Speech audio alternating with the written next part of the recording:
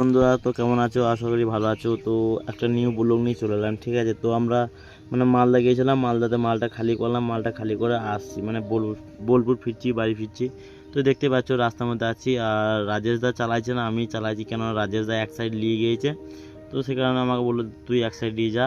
আর mobile ঘাটছে, দেখতে পাচ্ছ তো রাজেশ দা মোবাইল কেন ঘাটছে, কেননা মেশিনটা, আমাদের গানের মেশিনটা খারাপ হয়ে গেছে। খারাপ বলতে মেশিনটা ঠিক আছে, তো স্পিকারটা প্রবলেম করছে। যাই হোক, প্রবলেম করছে, সেক্ষেত্রে কিন্তু মেশিনটা বাজছে না। সে কারণে রাজেশ দা বোর হয়ে গিয়েছে, নিয়ে মোবাইল ঘাটছিল। তো যাই হোক, দেখা যাচ্ছে এখন রাস্তায় যাচ্ছি।